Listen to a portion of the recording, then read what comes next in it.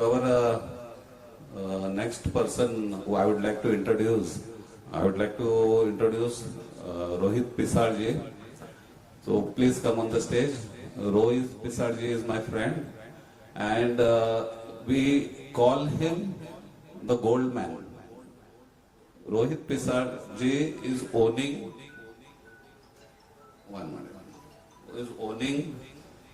gold mines abroad, and he has offices in various countries, and he is from a very staunch Ambedkarite family and very, very staunch Buddhist. So you might have seen his interviews recently in the media, but he is a gem of a person, I tell you. एक बार आप उसके नजदीक एक बार आ जाओगे तो he has ट्रेमेंडस knowledge. ऐसा नहीं कि वो खाली सोना लेके है करके.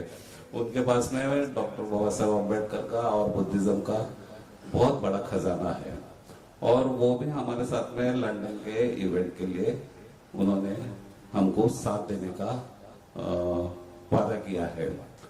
ज्यादा टाइम ना लेते हुए I just ask him to please say few words. सर्वांना जय भीम. Okay, thanks. मी पण थोडासा घाईमध्ये आहे आणि तुमचाही वेळ घेणार नाही, कारण सगळे ऍक्च्युली लेक्चर्स मध्ये कंटाळतात. मी काही वर्षांपूर्वी बाबासाहेबांवर रिसर्च करत होतो आणि एक अनपोस्टेड लव्ह लेटर्स नावाचा एक चित्रपट काढण्याचा प्रयत्न केला होता. तो मी 2 वेळा प्रयत्न केला, दोन्ही वेळा मला जमला नाही, कारण पिक्चर बघितल्यानंतर मलाच आवडला नाही. कारण सध्या काय चाललंय माहितीये की कोणीही उठतो आणि तो बाबासाहेबांवर चित्रपट बनवायला प्रयत्न करतो, म्हणजे आपण लो बजेटच्या नावाने बाबासाहेबांचा म्हणजे हाल करून टाकतो. अनफॉर्च्युनेटली की ज्या काळामध्ये बाबासाहेब वायलन किंवा ब्लेझर्स घालत होते, आज आपल्या इकडे म्हणजे हलगीवर लोक नाचायला लागलेली आहेत, म्हणजे ते स्टँडर्डच गेलेलं आहे. तर त्याच्यामध्ये अग्नेस नावाच्या एका मुलीची ती स्टोरी आहे. शी इज ऑफ 17 years old, फक्त 17 वर्षाची, आणि at that time Babasaheb was 22 years old. आणि ती बाबासाहेबांचं ते नॉलेज बघून बोलते की तू ज्यावेळी तुझ्या देशात जाशील ना तर तू कायदे लिही.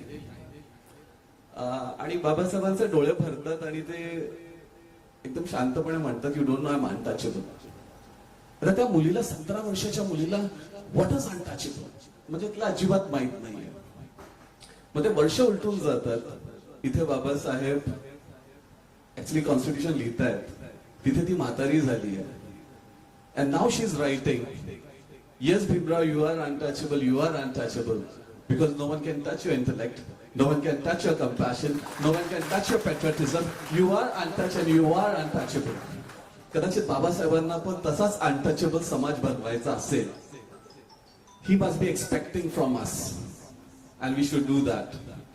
मी गोल्ड मायनिंग मध्ये आहे, मी गोल्ड क्लोथिंग बनवतो. कदाचित जगातला एकमेव असा माणूस आहे जो गोल्ड क्लोथिंग मध्ये आहे, विच म्हणजे जी प्रोसिजर्स माझ्याकडे आहेत. And I am proud to say that I means Ambedkarite, I am Buddhist. आणि बाबासाहेबांचा रिसर्च मी करण्यासाठी बॉर्न युनिव्हर्सिटीलाही गेलो, कोलंबियालाही गेलो, ऑक्सफर्डलाही गेलो. आज आपण बुद्धिज्मवर भरपूर बोलतो, पण बहुत सिंपल क्वेश्चन है, सीरियसली हम लोग बता सकते व्हाट इज बुद्धा? शायद कोई नाही. मग त्याला ज्ञान प्राप्त झालं म्हणजे नेमकं काय झालं होतं नाही माहिती. म्हणजे झाडाखाली बसून तो MA झाला, PhD झाला, LLB झाला. You have to prove it in labs now. Which dopamine hit where, which estrogen hit where, how it was transformed. Then only your Buddhahood can be told for the young generation. आणि आपण आता आपल्याच प्रश्नांची उत्तरं शोधायची आपण म्हणजे ती काळाची गरज आहे. नाहीतर येणारं जनरेशन, मी एकदम सिरियसली सांगतो, मी ज्या फील्डमध्ये राहतो, आपलीच मुलं जय भीम बोलायला लाजतात. म्हणजे तुम्ही थोडंसं 5 स्टार हॉटेल्स मध्ये बसला तर त्यांना वाटतं की आता जय भीम नको बोलायला, because they don't know that Jai Bhim is a patriotic word. कारण ह्या देशाचं कॉन्स्टिट्यूशन लिहिणारा means it's not about a religion and caste, but until and unless we become untouchable in a positive way, that no one can touch us, तर sir आता just एक म्हणाले की we R the race, की आपण खूप पुढे चाललोय, पण नाही sir, I am very sorry. मी यहूद्यांना बघितलेलं आहे, ज्यूज ना. I have been to Israel, उनपे भी बहुत अत्याचार हुए. मैंने एक छोटा सा एक ये लिखा था कि मार्टिन लूथर किंग एंड बाबा साहब स्वर्ग में मिले हैं, एंड दोनों एक दूसरे से मतलब एक्चुअली डिबेट कर रहे हैं, एंड बोथ आर एजेंट्स, आणि एकमेकांना दोघेही ऐकत नाही ऑन अनटचबिलिटी अँड रेसिझम वर. पण ज्यावेळी मग मार्टिन लुथर किंग सांगतो की बघ तो माईक टायसन, म्हणजे he is black, see that Michael Jackson, he is black, see that Obama, he is black, आणि तुझ्या समाजात कोण आहे रे? आणि बाबासाहेबांची मान खाली घालते, तिथे मी दी एंड केलेलं आहे. Anyway sir, thank you very much. I am also in hurry, and thank you very much Ramteke साहेब that you are taking the step and inviting me. Thank you very much. Jai Bhim.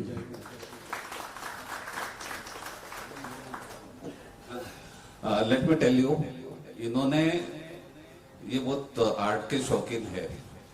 इन्होंने बाबा साहब का अपना रमाई की पेंटिंग बनाई है, जिनके ऊपर एक्चुअल साड़ी है, साड़ी वो साड़ी पूरी गोल्ड की बनाई है, और उसकी जो बिंदी है, बिंदी पूरे डायमंड्स के है.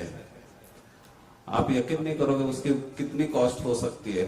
आप इमेजिन करो. नहीं, आपको तो पता है, आप उनके असिस्टेंट हो. जस्ट वाइल्ड गेस, कोई वाइल्ड गेस कर सकता है? Can you wild guess? 39 crore की पेंटिंग है. बैग उन्होंने बैंक में रखी है. ठीक है. उनके पास में बाइसिकल है, that is worth how much, around 7 crores. Now it is worth 7 crores. So he has a unique product, and we are, I don't know, we are one. ते पाता रमाईंचं कन्सेप्ट असं होतं की जसं 33 कोट देव आहेत, means 33 varieties of god, Indra, Vasu, ठीक आहे ना, रुद्र, तर हे सगळे तुम्हाला अन्न, पाणी, निवारा, वस्त्र देतात, आणि हे सगळं देणारा माझा एकच देव म्हणजे रमाईचं कुंकू. म्हणून मी तिच्या त्या कुंकुवामध्ये 33 कोटीचे हिरे लावलेले आहेत.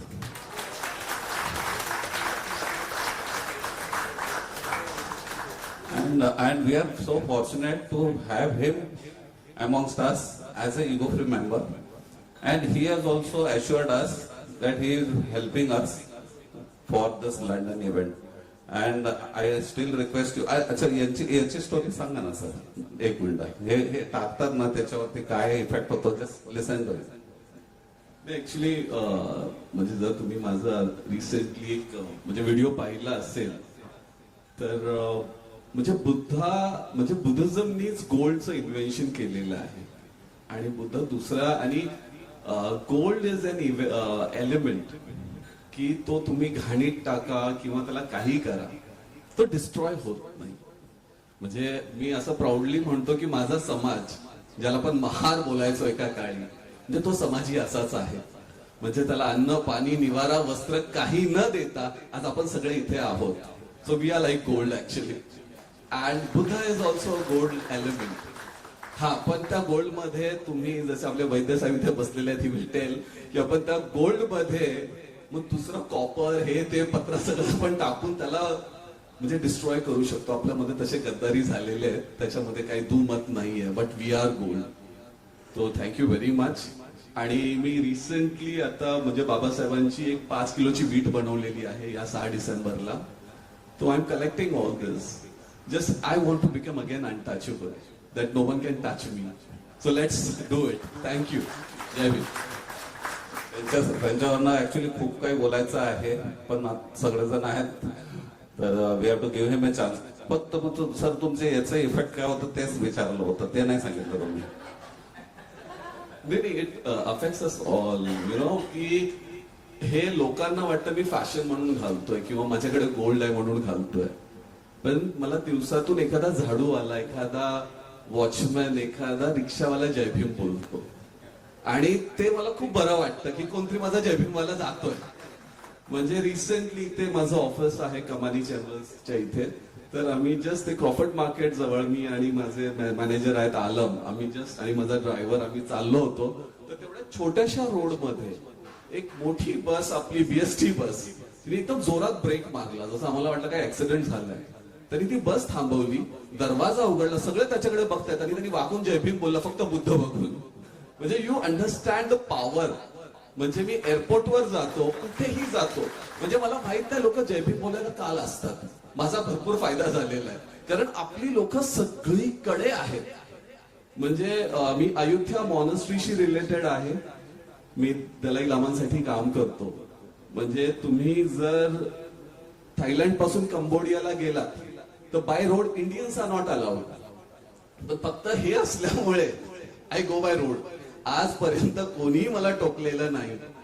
तो this is powerful, this is very very powerful to become a Buddhist.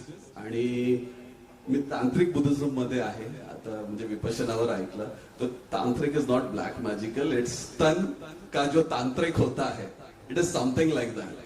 आणि बुद्धिझम मध्ये आता म्हणजे खरंच मी म्हणजे भरपूर वेळ बोललो असतो, मी नसता वेळ दिला तरी, because I had been in Afghanistan. मी फक्त एक छोटस शेवटचं बोलतो आणि निघतो. अफगाणिस्तानला मी गेलो आणि विठेवर तिथे मी बुद्ध पाहिला. आता इथे म्हणतात की बाबा म्हणजे विठेवर जो बुद्ध आहे तो विठ्ठलच आहे, म्हणजे आपला बुद्ध आहे. पण बुद्धाच्या हर पोस्चरचा एक अर्थ आहे.